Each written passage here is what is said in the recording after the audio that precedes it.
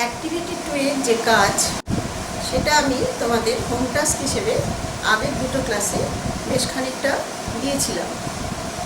আশা করি তোমরা সেগুলোর উত্তর করেছো। আমি একটুখানি মিলিয়ে দিই তোমাদের। তোমরা যে উত্তরগুলো করেছো তার সঙ্গে আমি আমার উত্তরগুলো তোমাদেরকে বলছি, তোমরা একটু মিলিয়ে নাও। অ্যাক্টিভিটি 1-এ যে কাজটা আমাদের করতে হবে সেটা হচ্ছে আমরা যে টেক্সট পড়েছি সেই টেক্সট ভালো করে পড়ে সেখান থেকে ইনফরমেশনস অর্থাৎ তথ্য বেছে নিয়ে শূন্যস্থানগুলো পূরণ করতে হবে। যে বাক্যগুলো যে সেন্টেন্সগুলো দেওয়া আছে সেই সেন্টেন্সের গ্যাপ পূরণ করতে হবে, ফাঁকা জায়গাগুলো পূরণ করতে হবে টেক্সট থেকে তথ্য তুলে এনে। এবারে আমরা উত্তরগুলো বলছি। Torun's grandfather knew a lot about the Taj Mahal because he was a retired teacher. তাহলে ফাঁকা জায়গায় কি বসাবে তোমরা? A retired teacher. 2 নম্বরটা, Akbar the Great was the grandfather of Prince Khurram. তাহলে ফাঁকা জায়গায় কি বসলো? প্রিন্স খুররম। এরপরেরটা, Khurram first saw Arjuman Banu Begum at Meena Bazaar. ফাঁকা জায়গাতে তোমরা বসাবে মিনা বাজার। এরপরেরটা, prince Khurram was later known as Shahjahan. ফাঁকা জায়গাটাতে শাহজাহান বসাবে। পরেরটা, মুমতাজ মহল means the brightest crown of the world. ফাঁকা জায়গাতে কি বসবে? the brightest crown of the world. পরের প্রশ্নটা, Shahjahan built the Taj Mahal in memory of his beloved wife Mumtaz মহল। তাহলে ফাঁকা জায়গাতে বসবে his beloved wife মুমতাজ মহল। পরের প্রশ্নটা ছিল, Taj Mahal is one of the 7 wonders of the world. তাহলে ফাঁকা জায়গায় বসাবে 7 wonders of the world. তাহলে অ্যাক্টিভিটি 1 অ্যাক্টিভিটি 1 সবাই মিলিয়ে নিলে তো? নিশ্চয়ই পেরেছো। অ্যাক্টিভিটি 1 সবাই মিলিয়ে নিয়েছো তো? এবারে অ্যাক্টিভিটি 2। অ্যাক্টিভিটি 2-তে যে কাজটা আমাদের করতে হবে সেটা হচ্ছে কতগুলো জাম্বল লেটার্স রয়েছে, এলোমেলো করে কতগুলো লেটার রাখা আছে। সেই এলোমেলো লেটারগুলো থেকে পাশের হিন্টসের সাহায্যে তোমাদের অর্থপূর্ণ এক একটা ওয়ার্ড তৈরি করতে হবে। প্রথম যেটা আছে সেটা হবে মৌসোলিয়াম। MAUSOLEUM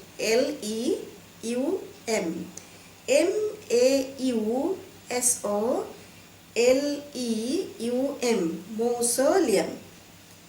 দ্বিতীয়টা হচ্ছে পার্সিয়ান।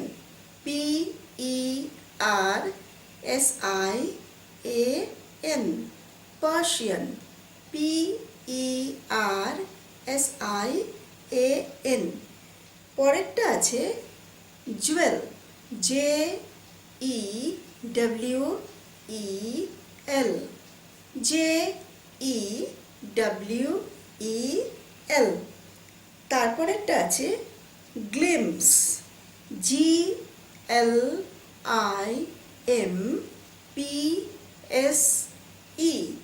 Glimpse GLIMPSE।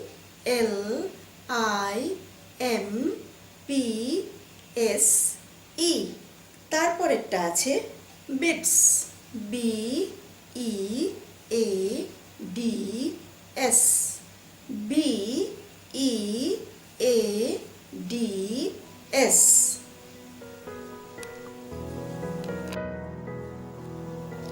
এবার অ্যাক্টিভিটি 3।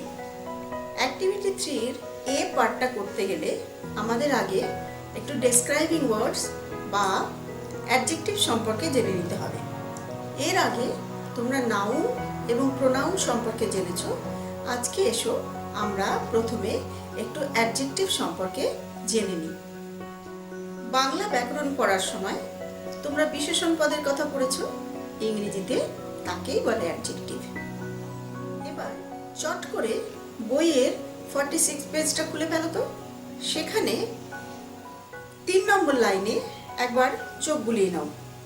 লাইনটা আছে, হি only knows that it is a beautiful monument situated in Agra. এই পাতারি 11 নম্বর লাইনটা একবার দেখে নাও। তরুণ প্রমিসড নট টু বি নটি। এই দুটো সেন্টেন্সে যথাক্রমে বিউটিফুল এবং নটি শব্দ দুটো মনুমেন্ট এবং তরুণ সম্পর্কে বিশেষ কিছু বলছে। অর্থাৎ মনুমেন্ট এবং তরুণকে বিশেষভাবে বোঝানোর জন্য এই দুটো ওয়ার্ড ব্যবহার করা হয়েছে। এখানে মনুমেন্ট এবং তরুণ এরা সাবজেক্ট, তাই তো? তাহলে এই সাবজেক্টকে বোঝানোর জন্য বিউটিফুল এবং নটি এই দুটো কথা ব্যবহার করছি। বাংলায় তোমরা যখন ব্যাকরণে পড়েছো, উদ্দেশ্য বা কর্তা বলতে যা বুঝেছে সেটাই ইংলিশে সাবজেক্ট। তাহলে এই সাবজেক্টকে বিশেষভাবে বর্ণনা করার জন্য যে ওয়ার্ড ব্যবহৃত হয় তাকেই বলা হচ্ছে ডেসক্রাইবিং ওয়ার্ড বা অ্যাডজেক্টিভ। এবার এসো আমরা অ্যাডজেক্টিভ সম্পর্কে একটা সংজ্ঞা দেবার একটু চেষ্টা করি। An adjective is a word used to qualifying or adding something to the meaning of a noun or pronoun. অর্থাৎ যেসব ওয়ার্ড কোনো নাউন বা প্রোনাউনের অবস্থা, প্রকৃতি, আকৃতি, গুণ, দোষ, সংখ্যা, পরিমাণ ইত্যাদি প্রকাশ করে, ইংরেজিতে তাদের বলা হয় অ্যাডজেক্টিভ, আর বাংলায় কি বলে? হ্যাঁ, বিশেষণ বলে। অ্যাক্টিভিটি 3A পার্টটা করার আগে আমি কয়েকটা সিম্পল এক্সাম্পল দিয়ে তোমাদের অ্যাডজেক্টিভটা বুঝিয়ে দিচ্ছি। যেমন ধরো, her hair is black, he is lazy, Ram is a good boy, she is intelligent. এই সেন্টেন্সগুলিতে ব্ল্যাক, লেজি, গুড, ইন্টেলিজেন্ট এই ওয়ার্ডগুলো একটু ভালো করে লক্ষ্য করো।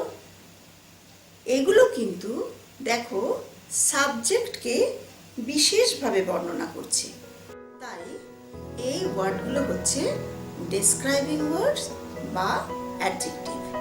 তাহলে সাবজেক্টকে বিশেষভাবে বর্ণনা করার জন্য যে ওয়ার্ডগুলো সেন্টেন্সে ব্যবহৃত হয় তাকে বলা হয় ডেসক্রাইবিং ওয়ার্ডস বা অ্যাডজেক্টিভ। তোমরা অ্যাডজেক্টিভ সম্পর্কে শিখে ফেললে তো? আমরা যে টেক্সটটা পড়েছি লেসন 4 মেমোরি ইন মার্বেল, সেখানে এরকম অনেক ডেসক্রাইবিং ওয়ার্ডস আছে। 3A অ্যাক্টিভিটি করতে গেলে আমাদের এই টেক্সট থেকে ডেসক্রাইবিং ওয়ার্ডসগুলোকে বেছে নিয়ে লিখতে হবে। 3A অ্যাক্টিভিটিতে আমাদের এটাই কাজ। তাহলে এসো আমরা 3A অ্যাক্টিভিটিটা করে ফেলি। সমস্ত টেক্সটটা খুঁজে আমরা ডেসক্রাইবিং ওয়ার্ডস বা অ্যাডজেক্টিভগুলোকে সাজিয়ে ফেলি। অ্যাক্টিভিটি 3A, সেখানে একটা তোমাদের বইতে করে দেওয়া আছে, বিউটিফুল করে দেওয়া আছে। বাকি ডেসক্রাইবিং ওয়ার্ডসগুলো হচ্ছে retired, naughty, patient, whole, brightest, dead, sad, beloved, white, magnificent, helpful.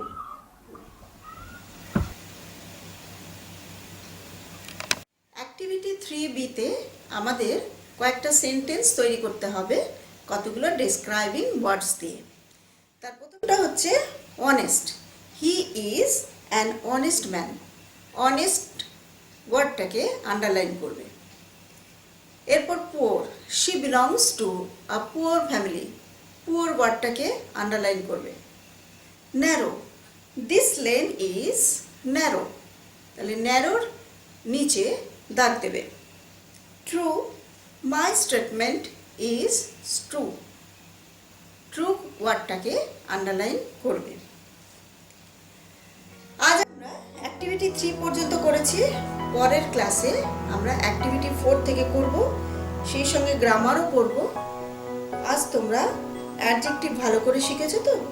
আমি অ্যাডজেক্টিভের ওপর কিছু হোমওয়ার্ক দিচ্ছি, সেই হোমওয়ার্কগুলো কিন্তু তোমরা অবশ্যই করবে, কেমন? টাস্ক টু ডু, তোমাদের বাড়ির কাজ। Fill in the blanks with appropriate adjectives given in the brackets. ব্র্যাকেটের মধ্যে দেওয়া অ্যাডজেক্টিভ দিয়ে তোমাদের শূন্যস্থান পূরণ করতে হবে। He is dash. Number 2, this house is dash. Number 3, the sky is dash. Number 4, milk is dash. ব্র্যাকেটের মধ্যে দেওয়া রয়েছে big, kind, হোয়াইট, ব্লু। 2 নম্বর অ্যাক্টিভিটি, 2 নম্বর টাস্ক তোমাদের দেয়া রইল, যেটা বাড়ির জন্য বাড়িতে করবে, সেটা হচ্ছে make sentences with the adjectives given below. তোমাদের 4টে অ্যাডজেক্টিভ দেওয়া হয়েছে, এই 4টে অ্যাডজেক্টিভ দিয়ে 4টে সেন্টেন্স তৈরি করবে। Fat, tall, new and sweet. তাহলে এই 4টে অ্যাডজেক্টিভ দিয়ে তোমরা 4টে সেন্টেন্স তৈরি করবে। এই হলো তোমাদের আজকের বাড়ির কাজ। আজ তাহলে এই পর্যন্তই। তোমরা প্রত্যেকে আজকের পড়াটা বুঝেছো তো? আবার পরের দিন দেখা হবে পরের কাজ নিয়ে, পরের অ্যাক্টিভিটিসগুলো নিয়ে। তোমরা সবাই সুস্থ থাকবে, ভালো থাকবে, বাড়িতে থাকবে।